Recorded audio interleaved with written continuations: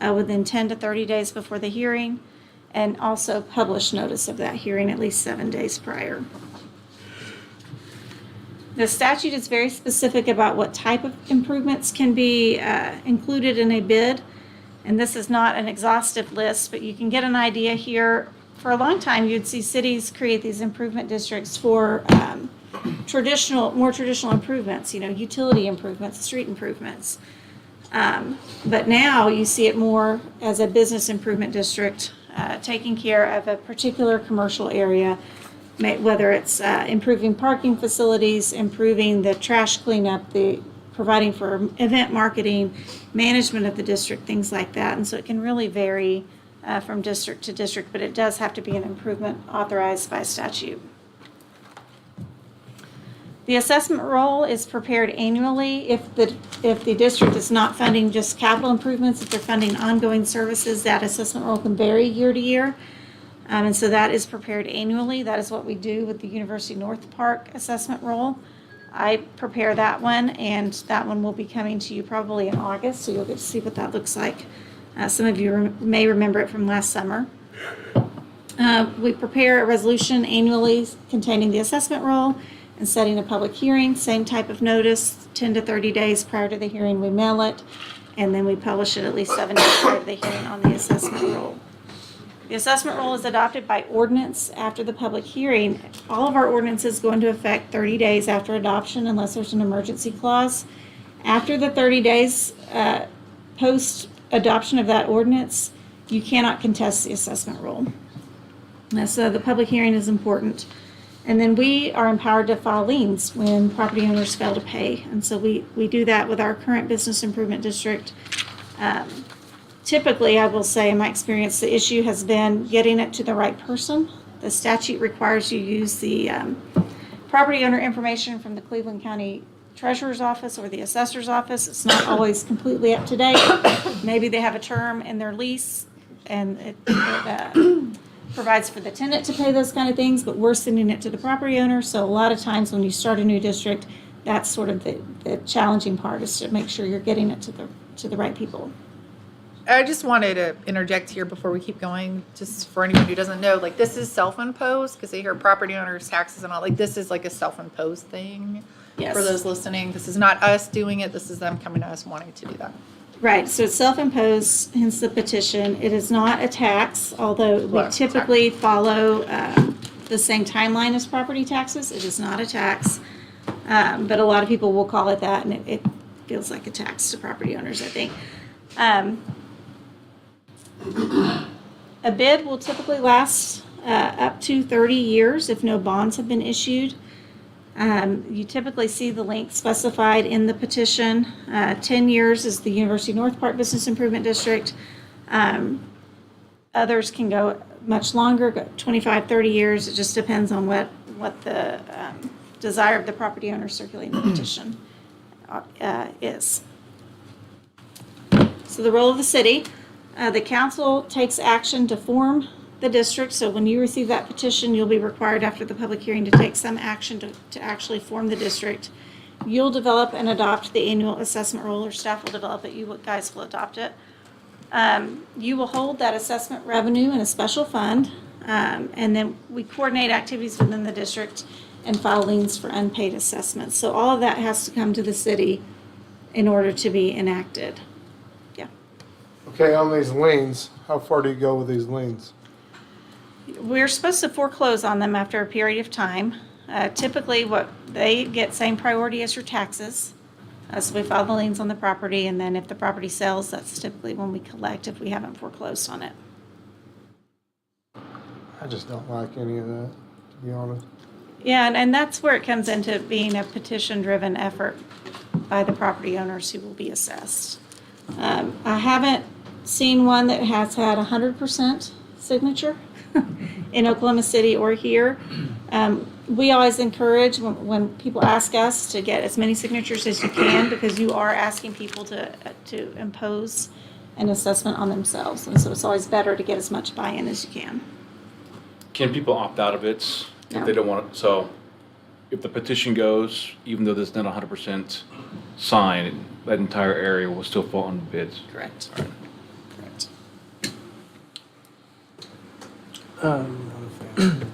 If they get enough signatures, is our role to de facto approve it? Or could the council still say, well, you got enough signatures, but we just don't think it's a good idea? You aren't required to approve it. The public hearing is there for a reason, and if you hear complaints or issues, you aren't required to approve it. Maybe they go back and make some adjustments and come back, and you don't have the same objections, but it's not a ministerial function of the council at that point. And you mentioned that this is governed by state law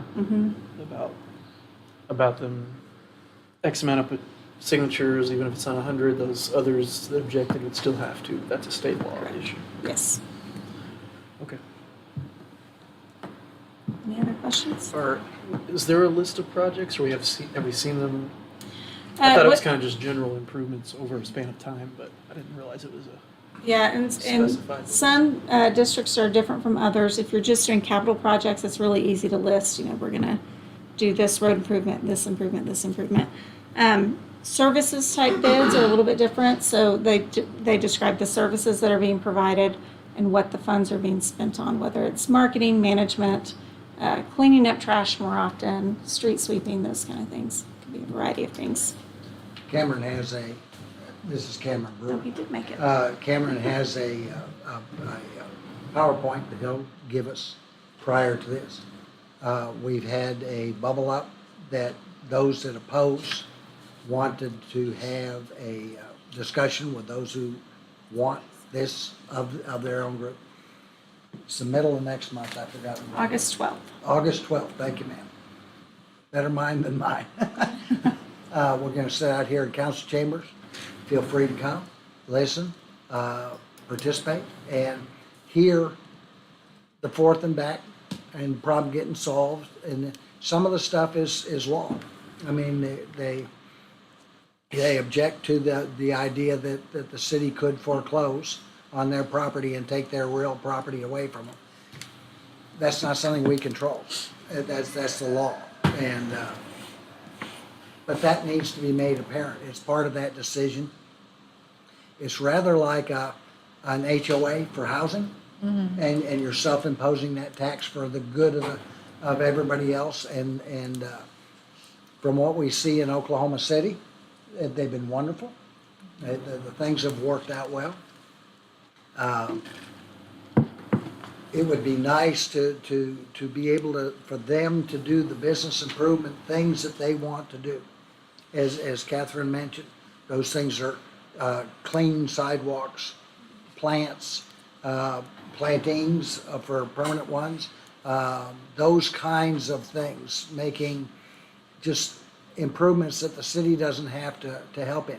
The city will help in some, because we're gonna still clean the gutters. We're gonna still do some other things that we normally do, and we may change the schedule on that. That depends on what John and you and all want to do, but that may be part of the plan. What can we do to help? There are a lot of people that I've spoken with that would like to use this pattern over and over and over again in different parts of the city. And so Cameron has the, I don't know what, to be the first going through the gap. And so he gets to take all the arrows as they're coming and find out how this is gonna go. But he's got history doing this. You're the treasurer for which bid? I was a former finance director for the downtown Oklahoma City bid. Thank you. And so it's not like this is just an idea. This is something he knows about. And so we were gonna do Cameron's presentation this evening, but what we decided to do instead was explain this and explain that there is some contention, and naturally, anytime you're talking money in business, you're gonna get contention. So let's get that worked out, and that'll be between all of us, hopefully a rather civilized conversation. What time is that supposed to be on the 12th? 5:30. 5:30, yeah. Okay. And it'll be, as I say, it'll be a model that we'll use other places and know what's going on. Yes, sir. we've managed several assessment districts, which is very similar to this. And I just wanted to address, I have never seen a property foreclosed upon just because of an assessment lien. It is almost always when the property changes hands that you collect. So, Right. And that's what we've seen in UNP as well. When we adopt the ordinance, adopt the resolution creating the district, I will file that with the property records. When we adopt the assessment roll every year, that gets filed with the property records. So when the property changes hands, there are no surprises. That comes up in the title work every time, and that's typically how we get paid if we have an unfunded assessment. Can I make one comment? Please. That I'm not presenting tonight, but just based on my experience with Oklahoma City bids, both in downtown and I think there's 4 other bids in Oklahoma City, Western Avenue, Stockyards, Capitol Hill, and there's one other. As far as I know, they've never foreclosed on a property in the history of business improvement districts being in place for 23 years. It is at property transfer. So that's something that I feel is probably a practice that would carry through in this as well. And I mentioned too that you sent me, text you sent me, Matt said the 16th. That's That one separate. from Cameron said the 16th also. That's separate from the hearing. Oh, okay. So the public hearing is on the 12th, and then our presentation. Okay. So is the Friday, 16th. Friday the 12th. Friday Yeah, the say the 12th 12th is is the Friday. meeting, informal meeting Okay, here. okay, Yeah. okay. Wait, so what's the 16th? Back in here. I think that's actually when. Okay, That's sorry. when Cameron I think presented it's a it. study Gotcha. session to go over the presentation on the downtown. Okay. And then that way we've got, we as council have as much information as we can to make a decision on what's going. All right, anything else on that? That's all I have. Oh, Lauren has one. Anxiously waiting. Sorry. been trying to Birthday grab your girl. attention. Oh, yeah. So, just want to reiterate what Councilmember Foreman said, kind of partway through it, I guess, towards the beginning, but this isn't something that the city is going to the business owners to create. This is something that is driven by property owners, and they are working with other property owners within whatever that district will become, and then coming to council. So this is not something that we're imposing on any business owners. Just want to make that perfectly clear that this is self-driven, will be self-assessed, and they will work through whatever that process looks like amongst them before they come to council for our approval. So I think that's really, really important to understand in this process. Yes, sir. Just to piggyback off that, the whole intent of this idea is to drive an increase in foot traffic and in retail sales, and last but not least, increase their property values. So even though they are paying money and they are being assessed, there are real world benefits that they will see as a result of this. So I know there's some contention, but I think if any of these people were to go up to Oklahoma City and see how successful some of these bids were, they'd understand really Like the quickly. Broadway Christmas lights, like that's part of their bid. Everybody loves that. Like that's the kind of stuff that we would be seeing. with this. Increased lighting, Brings public people art, things that in. drive tourism and drive activity. Graffiti abatement. Exactly. Yeah. Yeah. So just making the area nicer, making the district and putting some branding to it.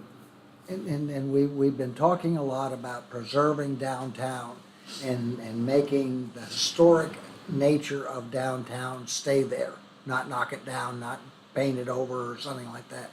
And as we're doing that, this is part of that idea. And it's not like Cameron's just came down here from Oklahoma City with this idea. He owns property inside the bid, and that's gonna be a brew house? That'd be like a beer garden. Beer garden. Restaurant, yeah. And, but he's got stake in the game, right? So it's in my opinion, a good thing. And it's something I would like to see them do, but we don't get a vote. So, any more on that topic? Okay.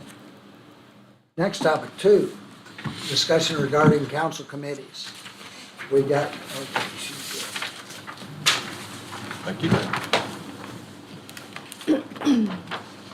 Thank you, Kevin. Press?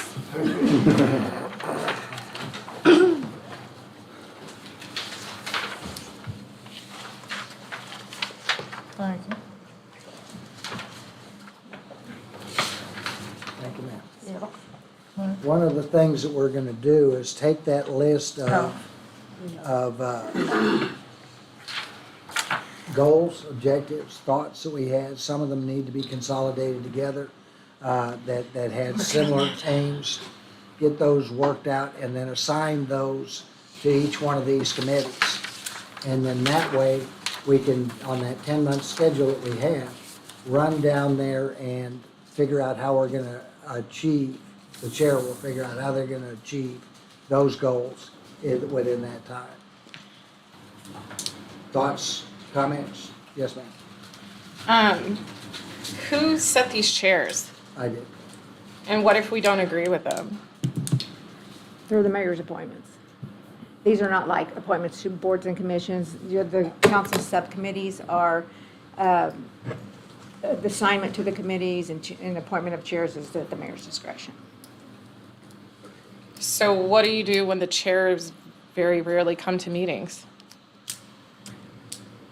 That would be a question for the Yeah, mayor. and that, I'd like to know because. I mean, I'm just curious because I know for oversight, we are all on there. I was hoping that Lauren would get to be the chair of that committee. Okay. Nothing against Kelly. Kelly's a busy man and he sometimes just can't make it. And so I've rarely seen him in oversight in the last year. So I'm just curious where that came from.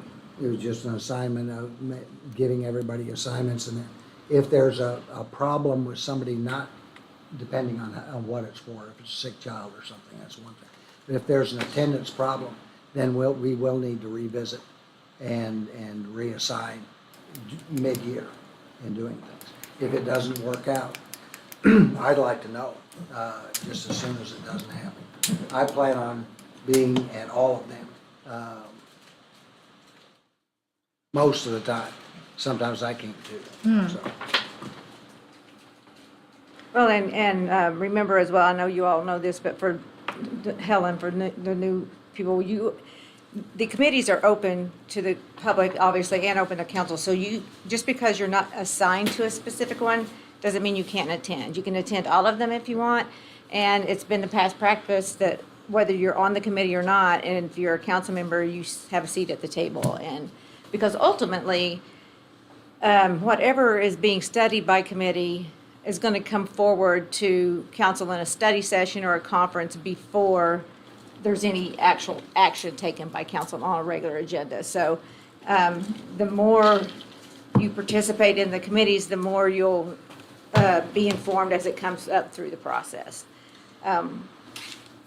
One of the things that the mayor mentioned, and I've had a conversation with, I think with Lauren about this, but what it would really be helpful, and that's why he's encouraging the chairs to do that this year, is as much staff lead time as we can have to prepare for a meeting topic, the much better information you're going to receive, and to be respectful of your time as well. So the meeting's going to be much more productive. You're going to get more things done in a timely fashion if we can set a calendar for the year. Now, it doesn't mean that things may come up that we have to change some of those and move them around or whatever. Maybe something's not right or something didn't come to fruition. But going ahead, once the committee assignments are assigned to each committee, just sitting down with the chairs, with me even, and we'll just go through create a schedule for the year. I mean, that would help us tremendously and help you be more productive as well while you're going through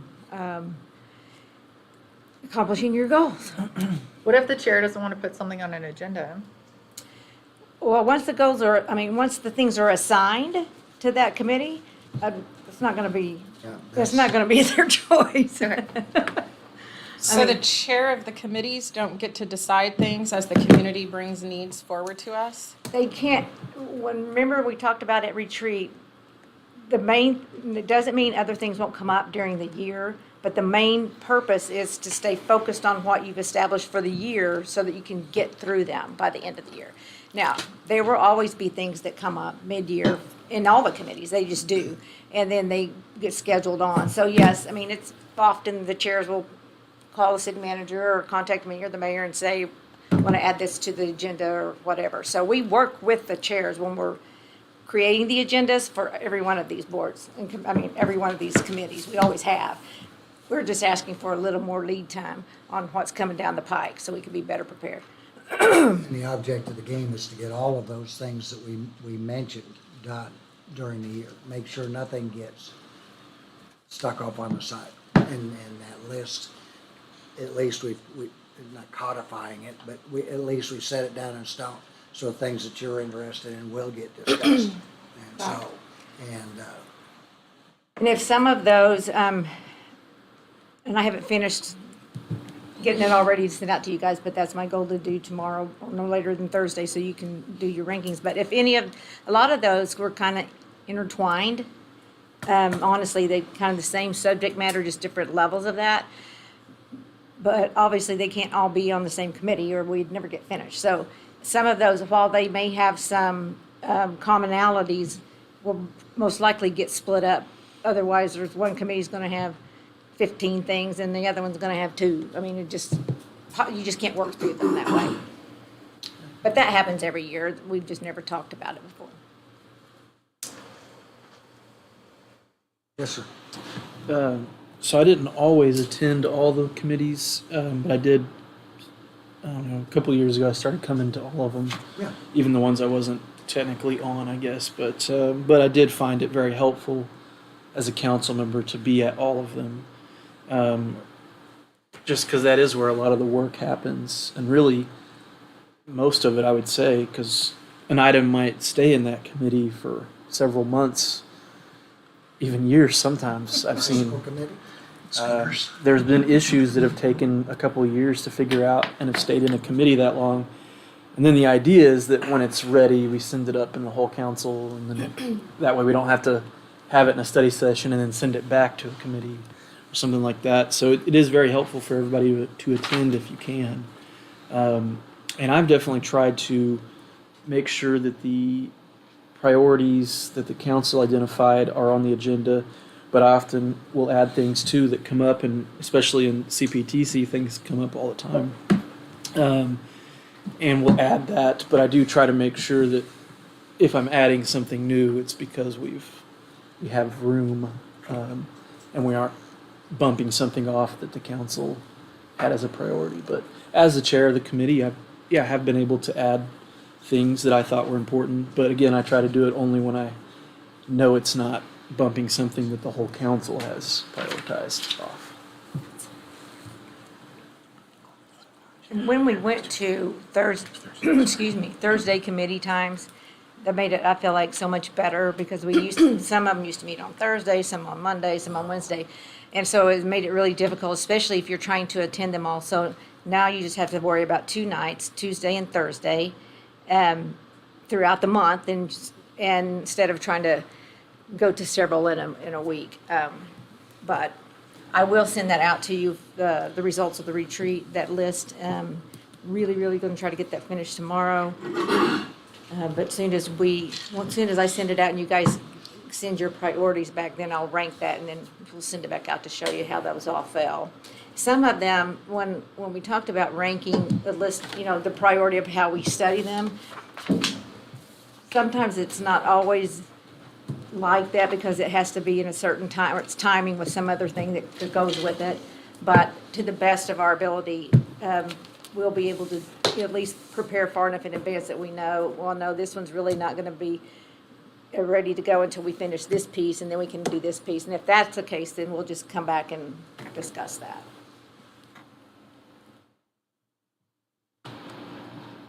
And it's just a way that helps us get all that done together. And it's, and you guys in each one of those committees rank what you think you can get done first. Easy work first.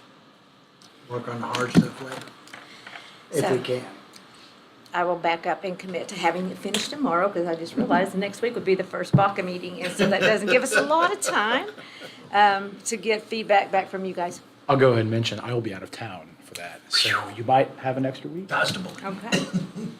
I'm happy to allow somebody else to chair it in my absence if we want to keep the ball rolling, but Okay. whatever works best for you guys. Yeah, the first meetings in August are still kind of hard because we don't finish this other piece fast enough to get too far prepared, but we still may be able to get the ball rolling. That's the goal. Okay. I also have another question. Is there a particular reason why you don't have a woman as any of the committee chairs? They're all men.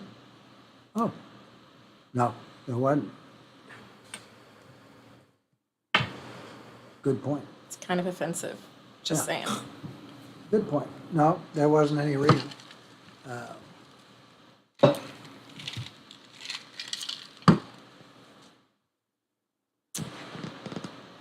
Also, for those that, I know some of these were voted on at your swearing in night, but the other assignments are at the bottom for like, Visit Norman and the Retirement Board, and Animal Welfare Oversight, so be sure you pay attention to those as well. I meet Thursday, not Wednesday. And I have reached out to OML, Lauren, on your behalf, and they, just myself a little note. I'm supposed to be sending them your contact information so they can get you all of that. Thank you. You're welcome.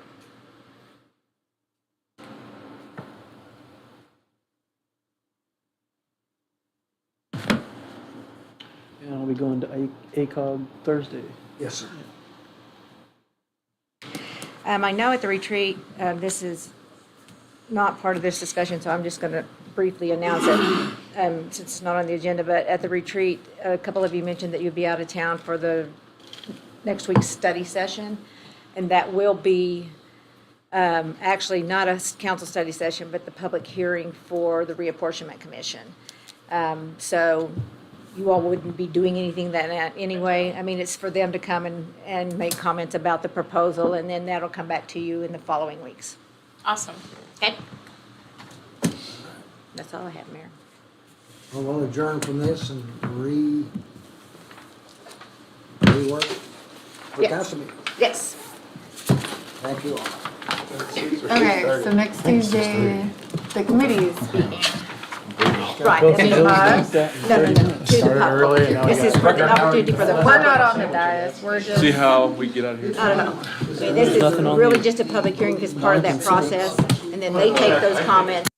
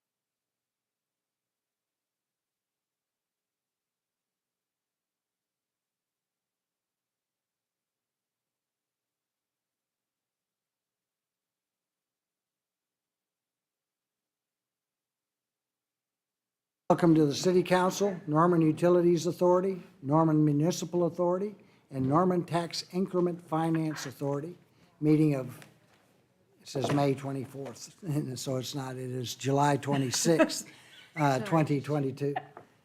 Madam Clerk, would you call the roll, please? Councilmember Studley? Here. Councilmember Schuler? Here. Councilmember Lynn? Here. Councilmember Grant? Here. Councilmember Tortorello? Here. Councilmember Foreman? Here. Councilmember Holman? Here. Councilmember Peacock? Here. Mayor Heikkila? Yes. Stand for the pledge.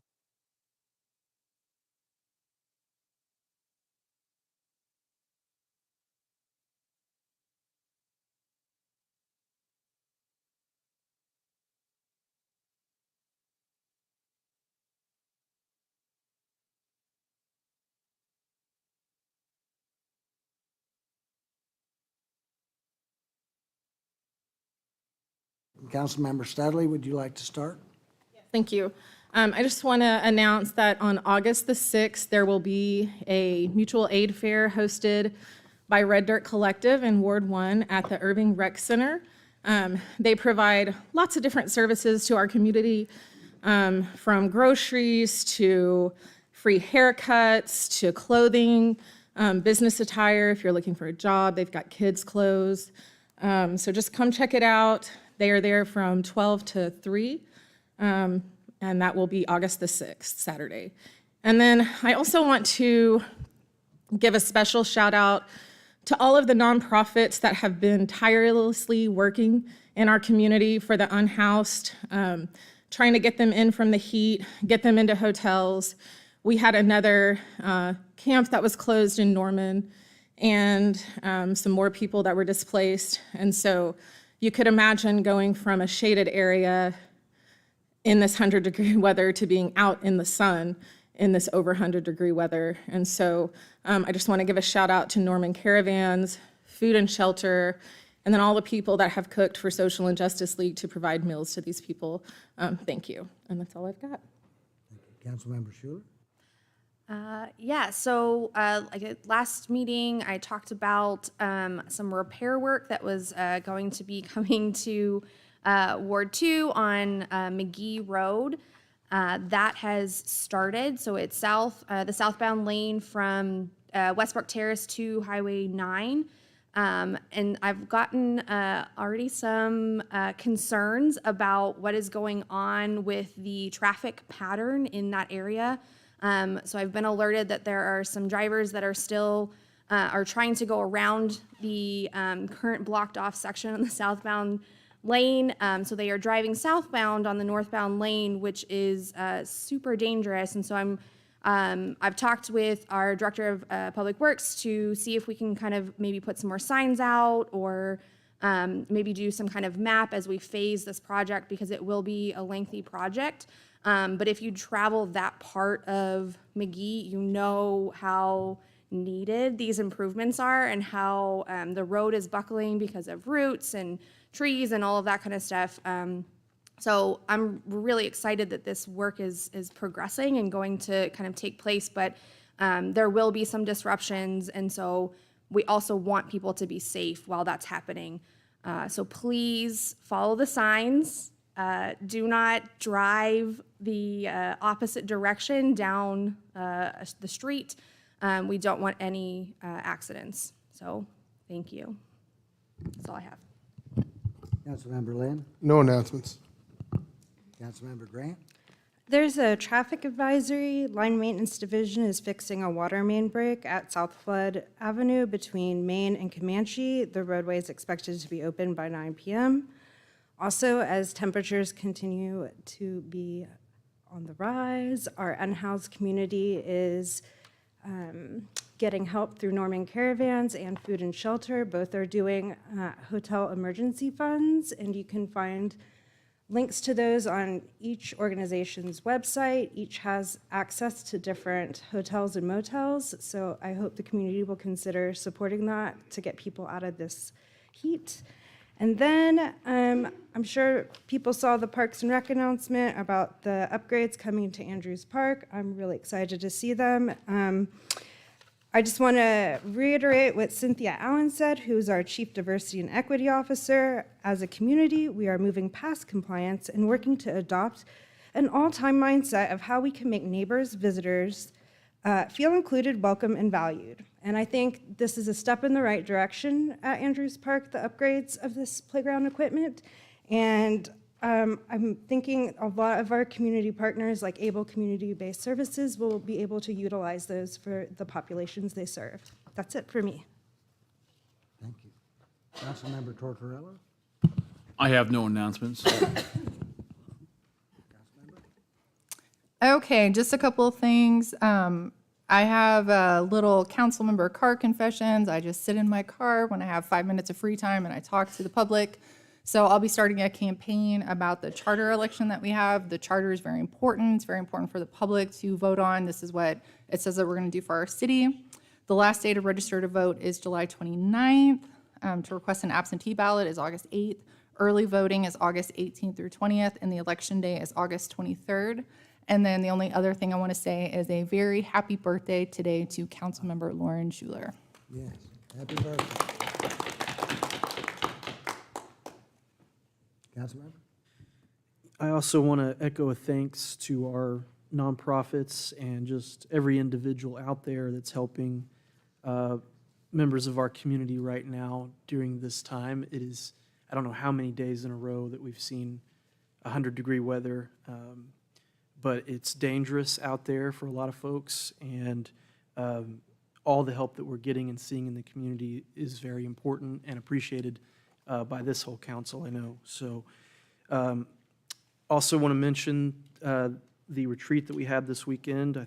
I think we had some pretty great discussions as a council. I think we got to know each other a little bit better, and as we work to tackle these issues going into the future, the retreat, in my opinion, is a very helpful tool that we have to kind of build better relationships and share our ideas and have tough conversations as well. So really glad that we got to do that, and I'm looking forward to checking off the items that we all put in as our priorities.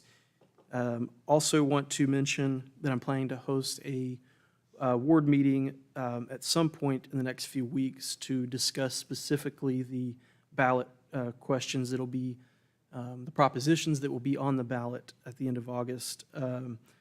The city charter amendments. I've seen a lot of discussion about those, a lot of questions about what they mean and how they ended up on the ballot. And so definitely looking forward to discussing that further with anybody that's interested.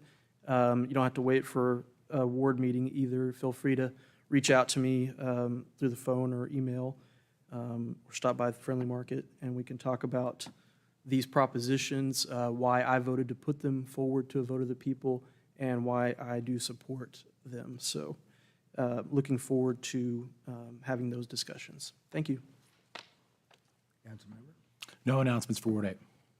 Mayor has no announcements. Consent docket. We have items 1 through 30 that are placed on the consent docket. These items are placed on the agenda so that the city council, by unanimous consent, can designate these routine agenda items that they wish to be approved or acknowledged by one motion. If any item proposed does not meet with the approval of all council members, that item will be heard in regular order. Staff recommends, of course, 1 through 30 are placed on the consent docket. Is there a motion to place items 1 through 30 on the consent docket? So moved. Second. Have a motion and second. The motion on the floor is to place items 1 through 30 on the consent docket. Council members, you may cast your votes.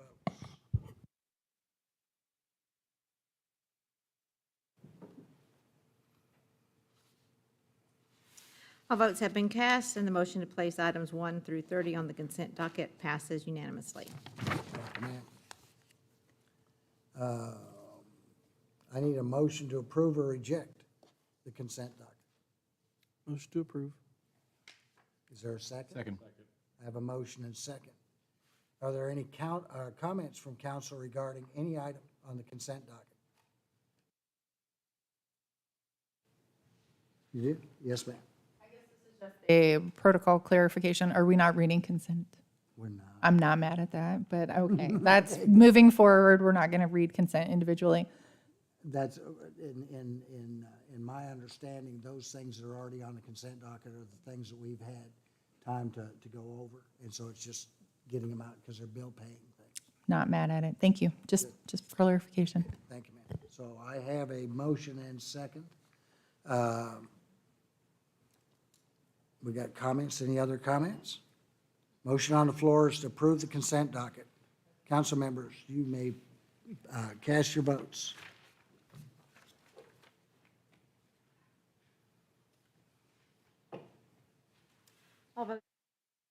Passed and the motion to adopt the consent docket passes unanimously. Thank you, ma'am. All right, miscellaneous comments. We have none. Hearing none. Any other comments from council to be made? Hearing none. We are adjourned.